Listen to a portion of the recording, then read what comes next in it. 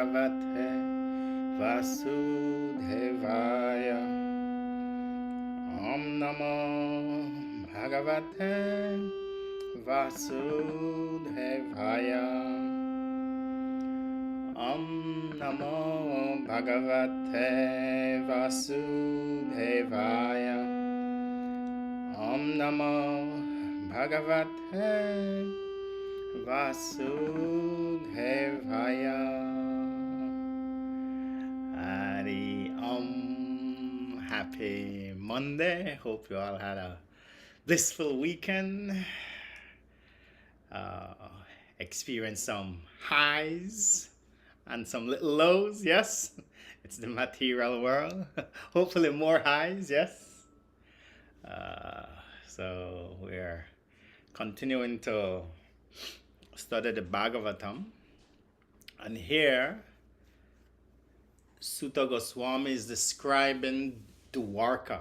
So we understand Dwarka is part of the spiritual sky that descended into this dimension. Yes. So when Sutta Goswami is describing Dwarka, what is he describing? A part of the spiritual world. That's like when we read 10th canto, you will read about Vrindavan, another part of the spiritual world. So in the Dwarka, we just heard that Krishna reciprocates with all types of people. We heard in the last mantra, even prostitutes can become devotees of God. Amazing, right? No, so it doesn't matter your occupation, right? I remember when I was living in Sydney, Australia, the yoga studio was below the Govinda's restaurant, and then we had a gift store and like that. And where it's located is in King's Cross. So King's Cross in Sydney is the party scene. Yeah, let's put it this way. So I had to walk through one little street. It's like the red light district, right? I had to walk through that street to get to the studio. So my classes were in 6 a.m. Those days I used to teach 6 a.m. classes. And then my other class was at 7 in the evening, 7 p.m. So when I finished my class in the evening and I'm walking home, you'd see all the dancing prostitutes like that. They're all dressed up all nicely. And then I would see them at 5:30 in the morning again when I'm walking back to the studio. And the scene is nothing pleasant. Oh man. And Aussies, they love to drink. So you just see the vomit everywhere and all the one issue heel here and that. And I'm like, in my mind, I was like, oh man, like in a few hours from beauty to just nothing attractive, right? When they're rolling over in the ground with alcohol. And then, because where the studio is located, who do you think would show up to some of the yoga classes? Some of them. And they would come to yoga and then they would see me and I went up. So whenever, hi Guruji. Right? So, because I didn't treat them like a burger. I treated them like a spirit soul. And so when they came to the studio, I empowered them to come to yoga. You know, it will help you evolve your consciousness. And sure enough, what did we do in the yoga studio? At the end of the class, we had little prasadam for them, right? So they would take sanctified food after the yoga. So, and over the year, I did it for 3 years, but a few of them, yeah, I would say about maybe 2-3% of them would come to yoga. And so Krishna doesn't discriminate about where the soul's evolution is. Yes, such a beautiful reminder, because our false ego is so deep wrenched. We always thinking we are superior to someone, isn't it? How many of you thought of you are superior to someone today? Right? All of us, it's so deep rooted. And so when we meet someone, a soul who is covered by the modes of nature, we think we're superior to them. But I remember at first I was jolted when they start coming to yoga the first time, and I was like, okay, these are the souls who are searching for inner peace as well. So I started to teach them, and yeah, so Krishna, here we heard, even they can become gurus, right? So that's our last mantra.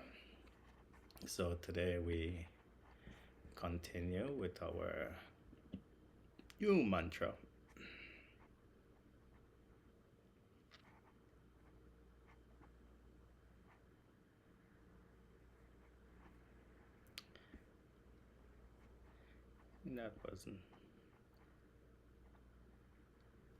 That was mantra 19. So today mantra 20.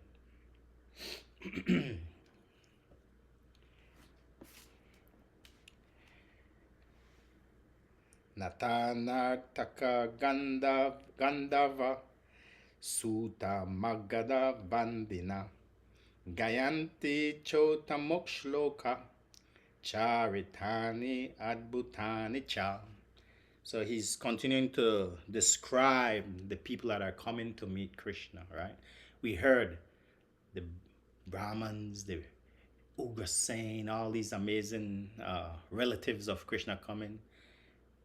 We hear Balaram is coming. Now, this mantra, Srila Prabhupada translates, it says, expert dramatists, artists, dancers, singers, historians, genealogists, and learned speakers all gave their respective contributions, being inspired by the superhuman pastimes of the Lord.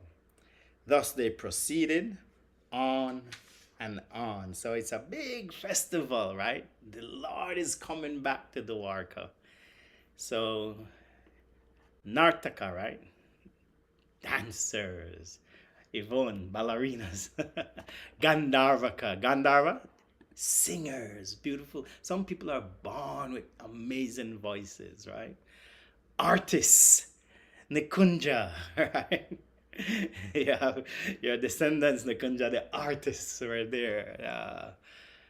So that tells us, because Sutta Goswami is describing a glimpse of the spiritual world for us, what does that tell us? When we go to the spiritual world, it's not just, oh, no, there is all these dynamic devotees of God. And we will join one of the pastimes, and we would also be doing one of these things. Yes. Where do you see? I think whenever it's today in our day and age, Olympics, right? The opening of the Olympics, right? Normally, you see all the artists, the musicians, the dancers, we do it just for sense pleasure. But a spiritual person has to see these people are gifted with the gift from God, from their karmic pathway of life. 5,000, or in the spiritual world, people are doing it to please God. They're dancing, people are singing, it's amazing. Historians come and genealogists come and tell their genealogy, right? About, wow. So just like the opening of the Olympics, multiply that 100 times. This is what's been taking place as Krishna is coming into this amazing city of Dwarka. So we get a glimpse of the spiritual world. Sutta Goswami is giving us a glimpse. Oh, when you get there, there'll be homes, freeways, subways, human spiritual bodies doing all these amazing things. So the spiritual world, we no longer have oh, how does heaven looks, right? That was always one of my things as a child. Like, how does heaven looks? What will we do there when we get there? The Bhagavatam is telling us everything we do here is a replica of the spiritual world. Just that in the spiritual world, everyone is doing it out of love to serve and please God. Whereas in this material world, people are doing it to please themselves and other humans, which is pulling them away from God consciousness. So they just need to waken up to their consciousness. Does anyone know another festival besides the Olympics Open where we have similar things in our times? 4th of July. 4th of July, right? That's a big one in America. So yes, you see the whole not so now it's the whole country, right? The whole country is celebrating from East Coast to Honolulu, right? 6 hour difference, but that within that time frame, the whole country is you'll see people come and perform and you know glorify the forefathers, glorify those who helped to build the country. People become very what we say patriotic. So my guru used to say we should all become patriotic of the spiritual world, right? Because we come from the spiritual world. So it's a beautiful thing, yes. When you see people no longer, people are not trying to harm each other, right? People are trying to celebrate with union. They put down all the tension from each other. Hey, let's go celebrate 4th of July, Independence Day. God. So let's continue. Mantra 21.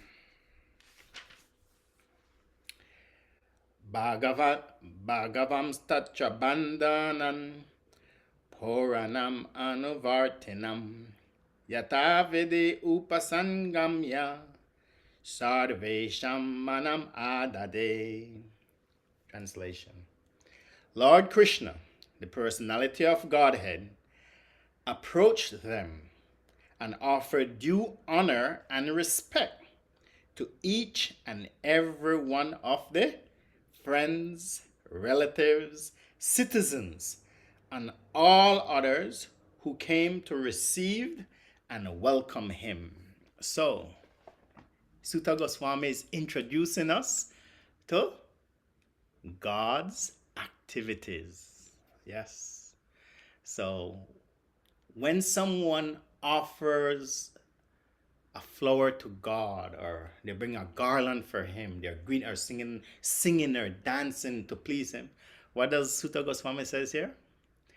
God reciprocates to each and every one of them. That's amazing, yes.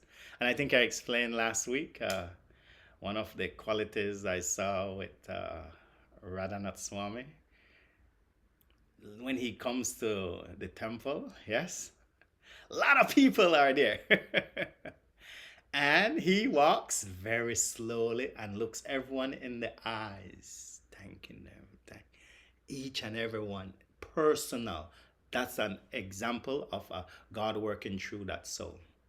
Because here we're reading, Krishna does the same thing. Because a lot of time, right?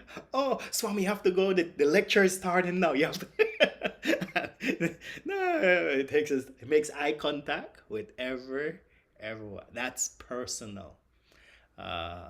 It's a beautiful thing to see. So when we go to the spiritual world, we will interrelate with God in a beautiful, unique way. Whatever our service is, if our service is dancing for God, if our service is artistic for God, is singing for God, if maybe, you might train God for a marathon, right? Right, Margaret? maybe you might be the pilot or the hostess for one of God's planes, right, Vivian? Maybe you might be one of the Krishna's teachers, Helene. Maybe Krishna might come to you, Greg, and says, "Can you work out my finance?" Just right. It's everything that's here. It's there. So it's out of love and reciprocation. I was very impressed with this when I read this as a 17-year-old. Wait, in the spiritual, God reciprocates with us. He loves us. Out of love, he reciprocates with us. Might come to you, Babadi, can you get me a real estate in Somerset? Right? Oh, and just out of, he creates everything, but he can also make something go faulty. Oh, Kai, my technology is not working. I need something fixed here, Kai. He can work through it, right? This is the love of God. He can do anything. And so he will make things happen just so he can reciprocate with us. So yeah, so here it says, every person who came to meet Krishna when he was entering, Krishna made eye contact with them and reciprocated according to the status of the people, the Brahmins, relatives, friends, citizens, right? So there's a wide variety, right? And so Krishna reciprocated accordingly. And so as we live in this world, we start to learn, oh, I need to start to reciprocate with those around me, those people who God sends me. I need to learn the art of reciprocating my love and respect to them accordingly. So we know from our study of the Gita, how do we show our love and respect for the elders? Anyone? You all know the answer. There's many ways. Let's hear one way. You meet the elderly person. Somehow karma brought you and that elderly person in a room, in a space, through time. How do you reciprocate with them? True love? You bow down. In India, yes. We're living in America, right? So maybe it's not appropriate. But how do you express that same respect for that elderly person? You stand up. Stand up, when yes. they are Acknowledge them, yes. Good. Anyone else? Maybe you offer them a seat or, help them Yes. in a Offer them a space. seat, help them. Somehow, however, all this universe is, time and karma brought you and this soul together. So, right, the elder soul, you offer them a seat, you open the door for them, you acknowledge them, right? This is how God is working through you. When we're spiritually evolved, we understand everyone who comes in our path is karmic. Yes? Srila Prabhupada explained, not even a blade of grass moves without God's knowledge. So when God puts someone in our path, there's a reason. That person who you have that road rage with, it's a reason. So how do we reciprocate with someone who is our same age? Anyone? Same age, same, karmic evolution to some degree. Same age. Friends, let's say friends. Same friends who are our same age. You hug them? You hug them, yes. You bring a gift for them, right? You exchange gift at birthdays or party, weddings. You exchange gift with your friends, things like this. And then with your juniors, those who are younger, you are?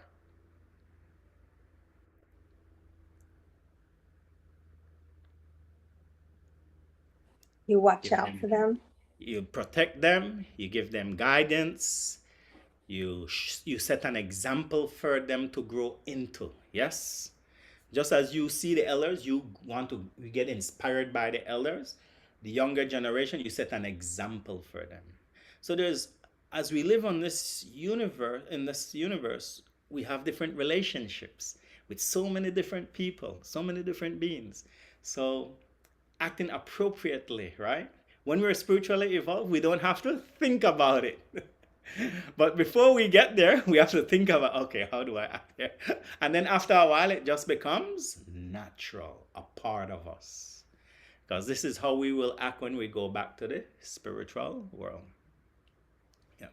So, yeah. So when we get back to so as Sutta Goswami is opening up the spiritual world for us, as you reciprocate with God through love, God will reciprocate back with us. It's a beautiful thing, right? It's not that, it's just no. If you're a friend of God, God will reciprocate to you as a friend. If you're a family member, not a reciprocal, not a way. If you're a citizen of another way, yeah. So, and we can see that, right, in our society. Someone holds a very powerful position in the country. When they go home, family members treat them like family members. When they leave the house, they get respected dignitaries.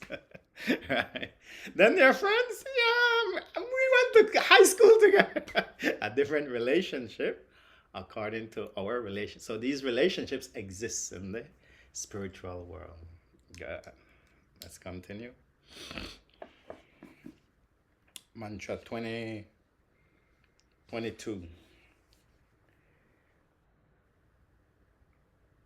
Pravabhivodana Shishlesha Kara Sparshas Mitnet Shanai Ashvasya Chapavakbekbyo Vadaischa Bimater Vibhu. Translation.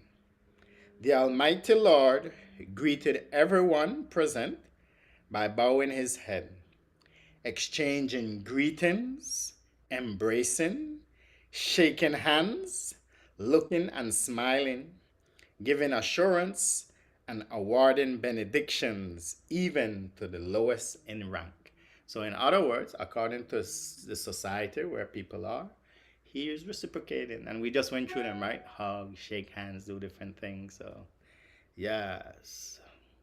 When we wow, this is how I should reciprocate when I meet people in this planet. Next mantra. Swayam cha guru viprai shardashrai stava api ashibi yajmanano nyai vandibishchatisvesh puram. Then the Lord personally entered the city, accompanied by elderly relatives and invalid Brahmins with their wives, all offering benedictions and singing the glories of the Lord. Others also praised the glories of the Lord. So he's entering the city with his relatives, and the phrases here, invalid Brahmins. What does invalid Brahmins mean? Invalid means that they have transcended Brahmanism. They are actually Vaishnavas. So there's always this. Let's dissect them. Brahmanism, Vaishnavism. Yes. So a Brahmin is someone who is in the mode of goodness. They are very knowledgeable of the books they study. They do all the rituals.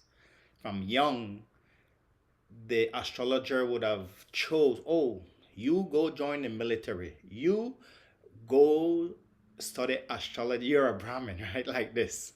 So according to your makeup, you did your certain schooling, right? We do it today same way. It's just that we don't break it down like that. We call it, what do we call it in school? A day. They'd call it a day in school. Career day. Yes. Career day. You go choose. And you're choosing out of your psychic conditioning from the soul, from your dharma, this life. I want to go to medicine. I want to go to accounting. I want to go to athletics. So we choose from our conditioning. So those who are Brahmins, they are naturally studious. They are naturally evolving their thinking. And that's why in Vedic times, the Brahmins would be the part of the cabinet, what we call today the cabinet, because they would guide the Kshatriya. The Kshatriya was like, like the president or the prime minister, but they would have Brahmins around them.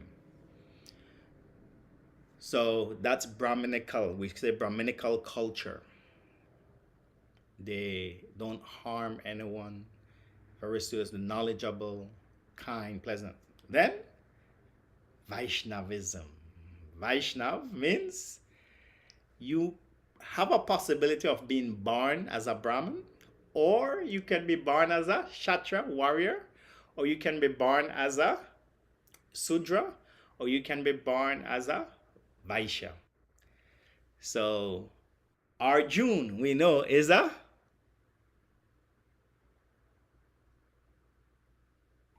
Kshatriya.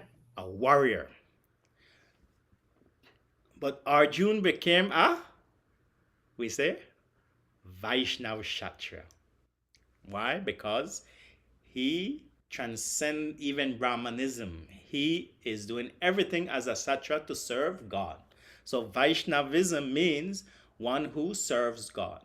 That's what Vaishnavism means.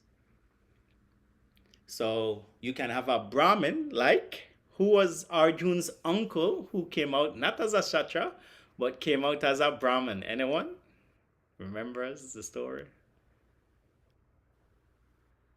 Arjun's father, Pandu, came out like a Kshatriya. The blind king, Dhritarashtra, came out like a Kshatriya. Their third brother, what's the third brother's name? Anyone? Vidura. Vidura, Vidura. Vidura was born as a Brahmin. He couldn't take over he couldn't run the country because he had Brahminical qualities. He didn't have passion enough rajas in him. To run, you need to have rajas, yes? So Vidura is a Brahmin Vaishnav because he not only have the Brahminical quality, but he also worships God with his Brahminical qualities. Then we know Krishna is born as when he comes into this world, he takes the birth in which family? In Vaishya. A Vaishya, a business, what we would term today, a business class family, right? So Krishna is born in a Vaishya family. His family grow grains. Yeah, they have the fields. They raise cows. They're like farmers. So he grows up as a Vaishya. And so, but all his family members transcend Brahmanism because they are Vaishya Vaishnavas, right? They're born with that quality, but they're doing it to please God. Yep. And then we know in the Bhagavad Gita, Krishna is no longer a Vaishya. He renounced Vaishnavism. A Vaishya, he renounced business people. He renounced warrior people, Kshatriya. He takes up the role of a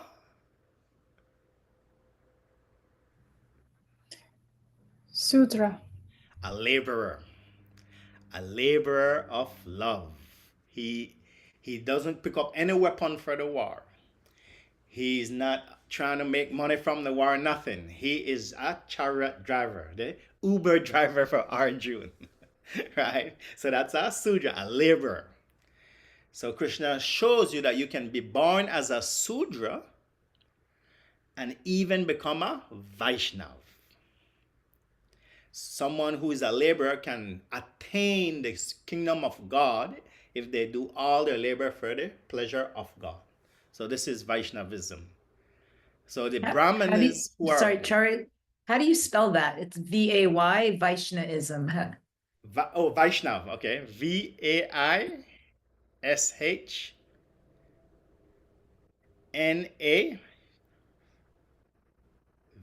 Vaishnav. Then ism, you'd add I-S-M on the end. Vaishnav. So when I meet my Christian brothers or my Muslim brothers and sisters, I know they're spiritually evolved. So I use it. They ask me, so what are you? I say, yeah. I use a term, we call it Vaishnavism, worshiper of God. You are also a Vaishnav because you are worshiping God from your own culture. Yes? So the word Vaishnav means worshiper of Vishnu, worshiper of God. So that's the difference between Brahmins and Vaishnavism. Vaishnav, it doesn't matter which caste, which scenario you're born into, you can attain the kingdom of God by your worship of God. Even though you may be a laborer, even though you may be a business person, even though you may be a protector, a warrior, or maybe you are just Brahminical, right? So in India, they don't like to hear that philosophy in India. The caste Brahmins, right? Because what do the Brahmins want to say? We are because of false ego, we are the head. We are the elite. No. If we cut the head off the body, you die, the body dies. So every part is needed. The arms are considered the warriors, the Kshatriyas. The head, the Brahmins. The belly, the farm, the food, the Vaishyas. And the legs, the laborers. Yes? Now, we need every part of the body to have a good experience in life. Do we agree? Who used their legs today? Who had good digestion today? Ate something. Right? We need the farmers, we need the laborers. Who use their arms today? Right? Good. So we need protection. We need the military. And who use their thinking to do something positive instead of negative today? Right? So this is the Brahma. So we need all aspects of the body. But Krishna is saying, these Brahmins who are coming at me with their wives, they are not Brahmins. They are actually Vaishnavas. Everyone, when Sutta Goswami is describing Dwarka, he's showing us all the different types of people who are citizens of Dwarka. But all of them, whether they're a laborer, whether they're a business person, whether they're military, whether they're intellectuals, everyone there is a Vaishnav. Because everyone is there trying to please God. Yes, Vivian. I was just, so the bhakti yogis, are they considered Vaishnavas? Yeah. Okay. So anyone who practices bhakti, love of God, right, devotion to God, you are automatically a Vaishnav. And again, it just shows that you're doing your bhakti to God, right? Yes. Good question. So you might find some bhakti yogis who are in the army, like Arjun. You might find some bhakti yogis who are business people, right? You might find some bhakti yogis who are professors, teachers, right? Like Helene, right? Intellectuals, right? But they're all bhakti, devotion to God means Vaishnav. So there was a time in India when the Brahmins were trying to ignore this philosophy.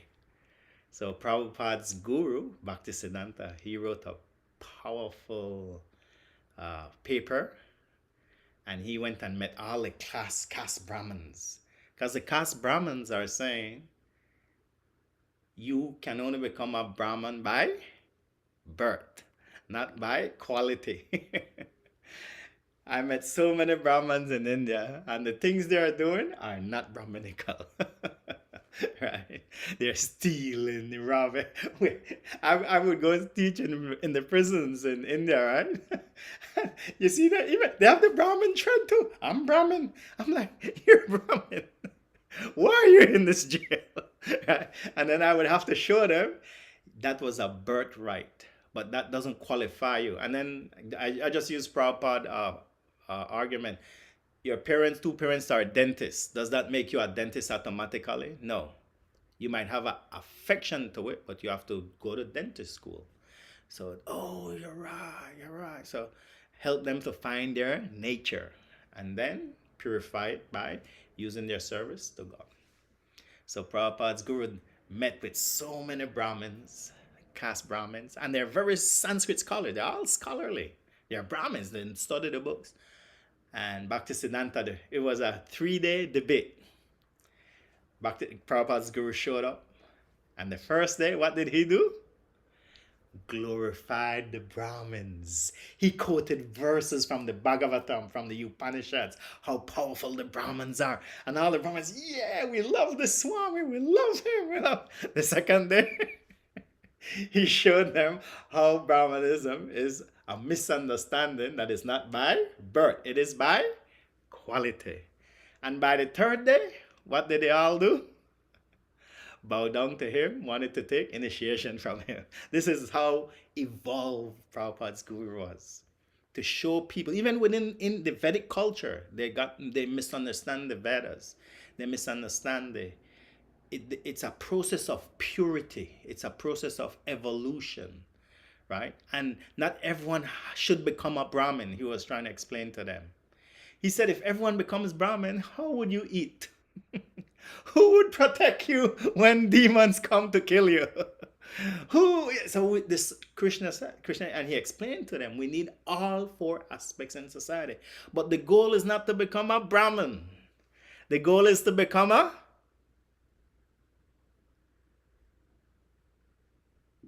Just a devotee of God in whatever. Vaishnav, yes. To become a devotee of God. And don't try and change your nature. The whole Gita was to tell Arjun, don't change your nature, Arjun. Arjun, you are built with rajas. You have too much passion. You try and go in the Himalayas and meditate. It'll be hell for you, Arjun. Right? Instead, use your rajas and do something for God with that. That is the whole deep understanding of the Gita. Right? Arjun wanted to become like Vidura, his uncle. Look at Vidura, very peaceful. Look at Shiva, very peaceful. Right? Don't try and imitate them, Arjun. Use your dharma, your gifts you've been given. Right? And refine it, and offer it to God. So, like, over the years when I travel and I met so many people from different cultures, it didn't matter where I lived. I was in Asia, then I was in Africa, then I was in Australia, then I'm in America. Everywhere I go, I see a lot of people trying to suppress their nature. And that's where the tension and the unhappiness starts from. We're not supposed to suppress the nature. We're supposed to refine the nature. Yes? This is the evolution. Nikunja, how did you purify your nature? Before you used to draw and paint?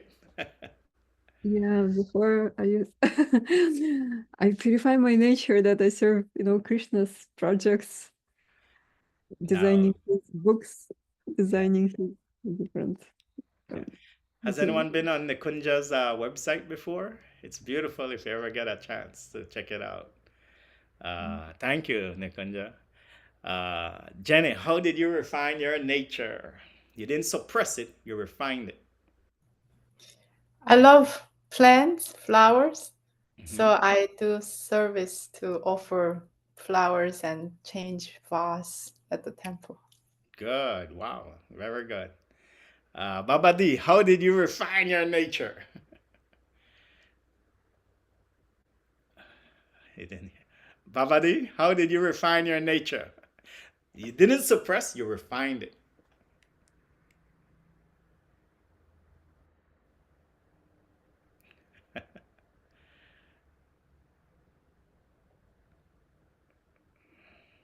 Okay, we'll come back. Helene, how did you refine your Yeah, nature? I got an idea. I saw how Rogers my life was, and I just got off the wheel. Just stopped looking for the next big deal. And now you're doing your whatever you're doing, you're doing it for to I'm please God. Yeah, good. Helene, how did you refine your nature? One way.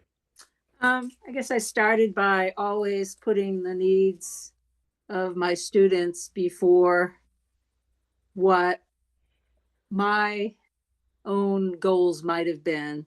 And always feeling that as long as I kept their needs in mind, I was doing what was best. And so that helped me to be doing it more out of serving than Yes. out of trying to go up the ladder. Yes. Yeah. So in other words, you started to do it without the attachment to the results. That's Definitely.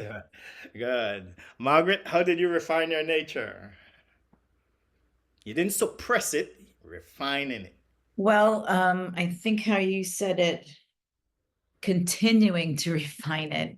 I think basically by finishing the sutras with you and the Gita and all this, it's just a constant everyday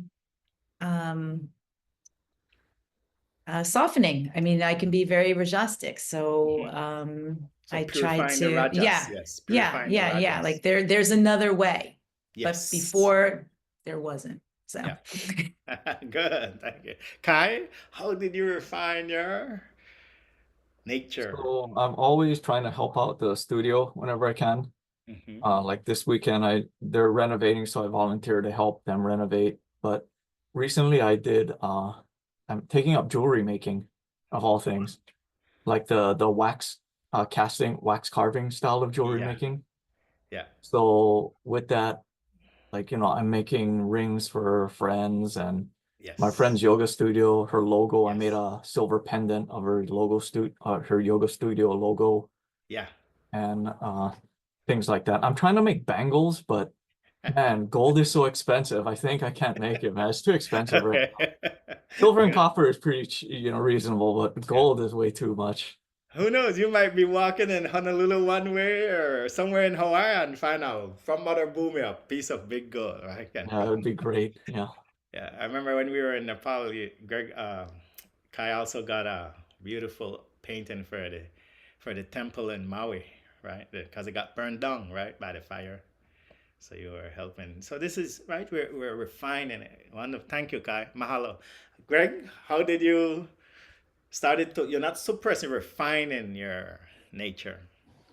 It's just sort of growing up over the years and trying to replace or maybe instead of watching football games all day long or playing cards all night long, you say, oh, well, I'll just watch a little bit, or Yeah. maybe I'll clean the house while I'm watching football games or something, just Refining. trying to get, I can trend away from the Rajas and Thomas.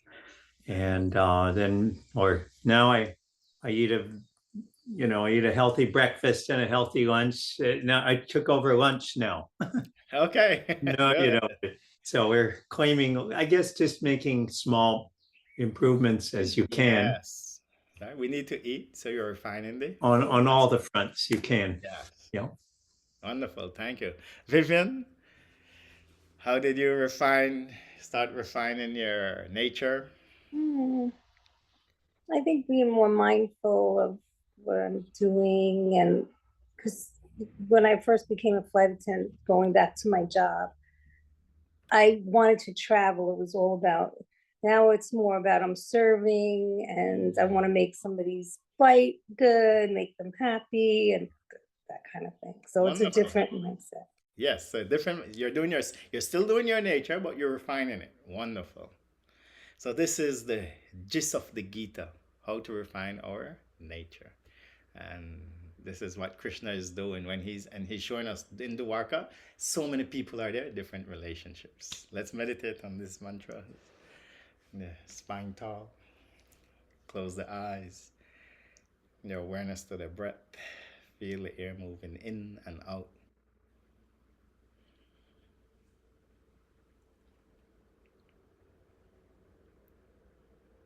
Bring the gaze center of the eyebrows and recognize the different relationships you have on this earth planet at this moment. You have your elders, your peers, your juniors, and every day we can refine them. See how, consider a way you can refine your relationship with the elders, with the peers, and the juniors. It's all about refinement.